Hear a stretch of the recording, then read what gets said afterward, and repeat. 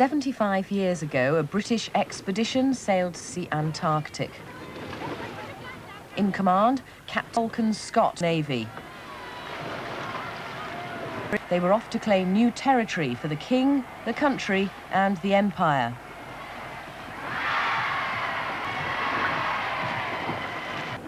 They didn't know that Scotland, Roald Amundsen from Norway, was a month ahead of them. When Scott reached, he found endless miles of icy waste, howling winds, bitter cold.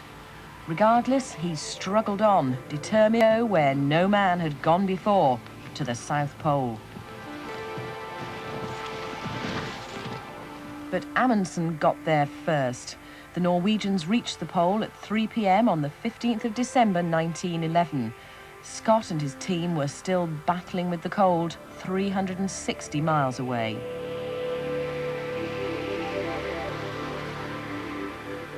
When they reached the pole a month too late, there was nothing to do but turn round and when they really felt the cold. They suffered the agony of frostbite on their faces and their hands. In the end, they froze to death. Scott and his men had lost the race and their lives. What went wrong? Could it have been their clothes? When he was getting ready for the expedition, Scott went shopping for his clothes in the West End of London. It's near Piccadilly Circus, he found the latest thing in explorers' clothing. Woolen underwear, flannel shirts, canvas jackets, and balaclava helmets. Under jackets and sweaters. On their feet, several pairs of socks. They believed that many layers of thin clothes would keep them warm.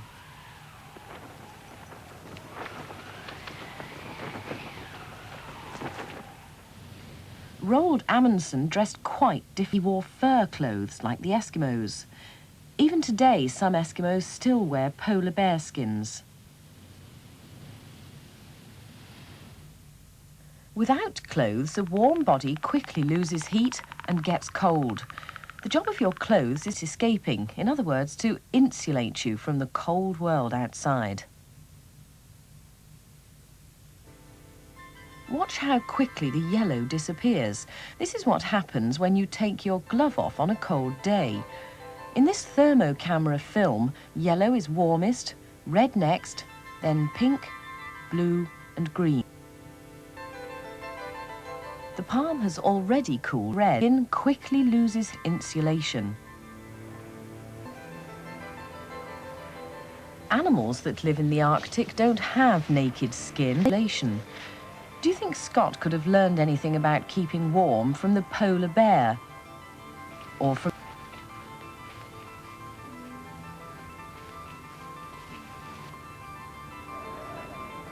or even from the Arctic? Warm.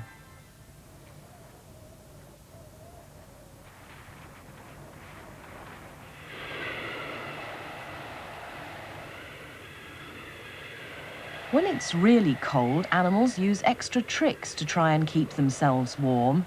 Sometimes they huddle together, like the muskox in northern Canada.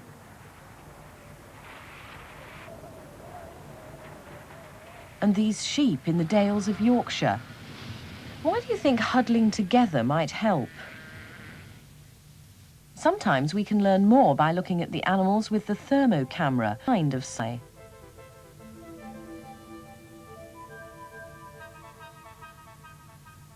Hamsters are inquisitive, but they also like to keep. What can we learn by looking at them with the thermocamera?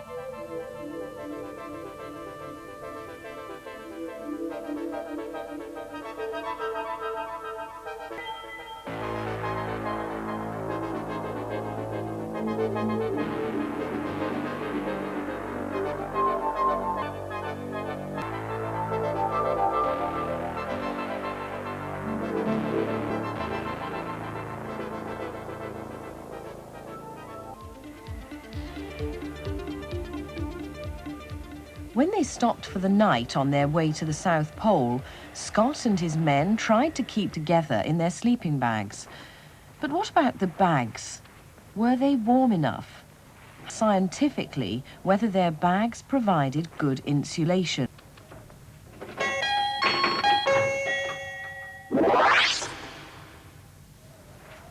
The sleeping bags Scott used were made from reindeer fur.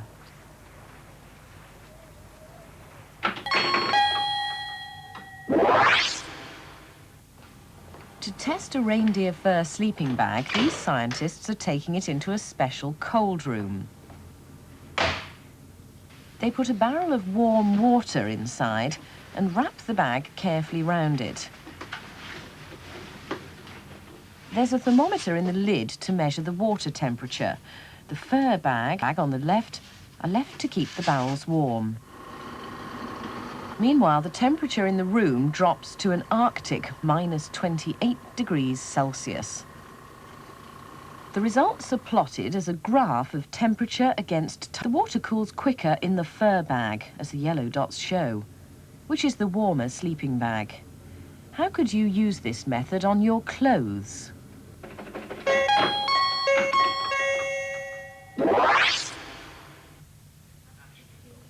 To test the insulation of these scientists are using conical flasks of water. One flask is insulated in the sleeve of the anorak.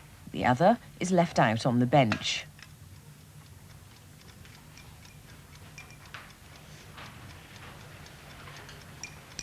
What is 7 at start? They measure the temperature in both flasks every minute.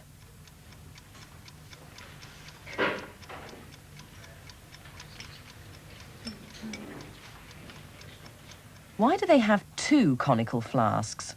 What's the other flask for? Take the temperature several times. Wouldn't one measurement be enough? 33. 38. Graphs of time show that a flask without insulation cools quickly. The flasks insulated by anorak sleeves cool more slowly. How can you tell which is the best anorak? The warmest anoraks of all are filled with eider down, the soft underfeathers from eider ducks. The eider duck keeps her eggs warm by lining the nest with her own down. In Iceland, collectors take some of this down to make filling for anoraks. They leave behind enough down to stop the eggs from getting too cold, and they're careful not to frighten the mother duck.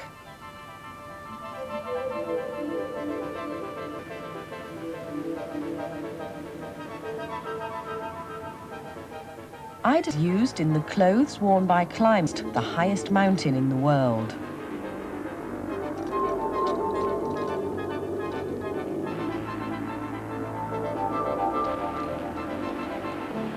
As well as the cold, mountaineers have to put up with icy winds that howl through the Himalayas at an hour.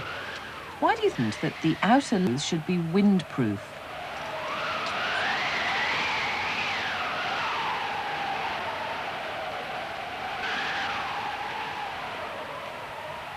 Penguins cope with wind by lying down the worst of the blast. Eskimos usually wear their sealskin jackets fur side in, that keeps the wind out. How windproof are your clothes? Another problem we all need to know about is the bellows effect. Body movements can squirt out of your clothes if they don't fit tightly at the... How do your clothes deal with the bellows effect? Why do you think Eskimos have fur at the collar, cuffs and waist? And what is it about fur that makes it such a good insulator? How could you test it scientifically?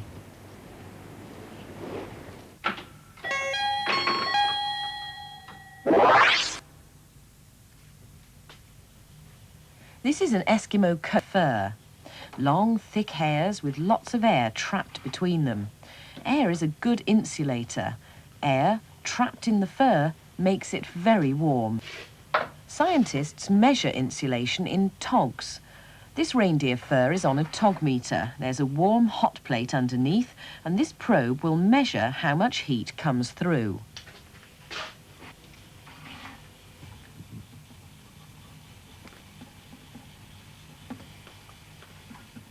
A good eiderdown duvet has a 7 or more. An Eskimo coat, 8 togs. Scots clothes, only 1.5. If air is enough, then a string vest ought to be very warm because it traps lots of air. How could you test it?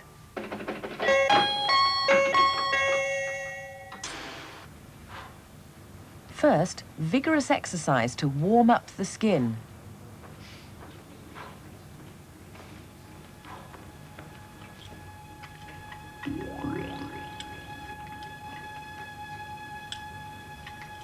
Next, put on half a string vest and a t-shirt. Half of his t-shirt looks much colder because the air trapped by the string vest is keeping the heat in. So string vests do work. Air is a good insulator as long as it's trapped near the skin.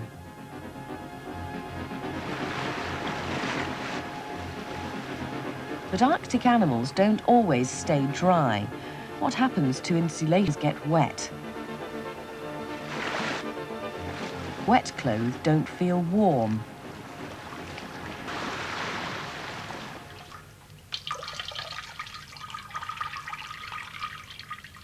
This is the material used to fill an anorak.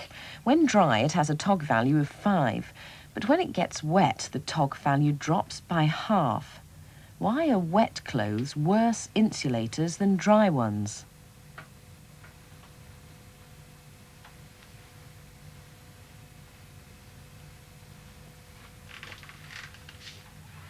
Why do you think it's important to keep your clothes dry? And why is it dangerous to stay out in your clothes get wet?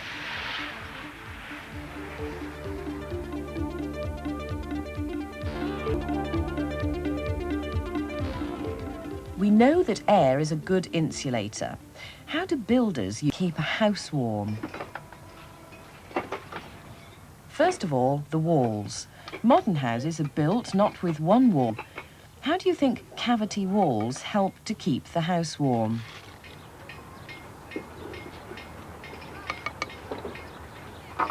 Old houses can often be made warmer by filling the gap with special foam called cavity wall insulation.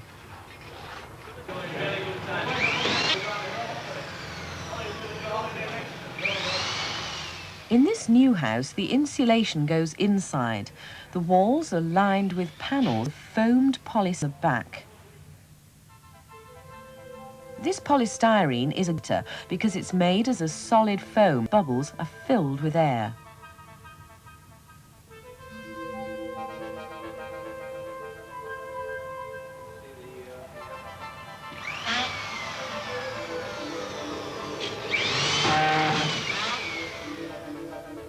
You can see how well polystyrene keeps heat in. The tea on the left has warmed up the cup so that the outside of the cup is as hot as the tea. On the right, the tea is hotter. It's yellow on, but even so, the outside of the polystyrene mug stays cooler than the cup. In houses, a quarter of the heat is lost through the roof because hot air rakes the heat with it. Look at a house with the thermo camera, and the roof looks warmer than the walls, so they insulate the roof to cut down the loss of heat. The material is fiberglass, very fluffy with trapped between the fibers. Why don't they use some other material like cotton wool? What about the window? In this house, the kitchen window looks warm even though it has double glazing.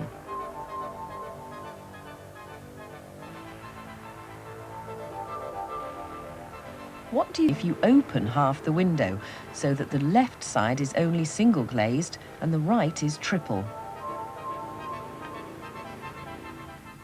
So, was Captain Scott let down by bad insulation? Was Amundsen better off in his fur clothes? What fair test will compare the two with modern mountaineering equipment?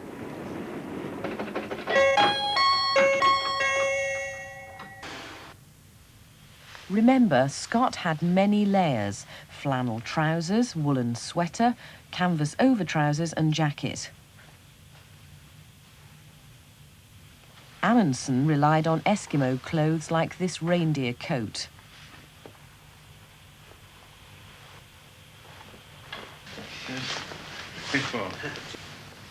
Before going into the cold room, these scientists put temperature probes under their armpits so that their skin temperatures can be recorded.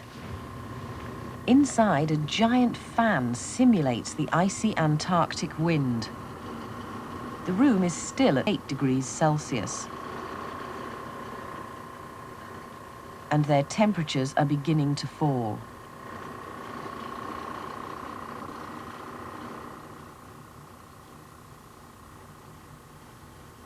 After keeping still for half an hour, they take vigorous exercise, as the explorers did on their march to the South Pole. How much their clothes would have made? Why do you think might be more effective? Would Captain Scott have been better off if he'd had a scientific eye? If you had been able to take part in the race to the South Pole, what advice would you have given Captain Robert Falcon Scott? And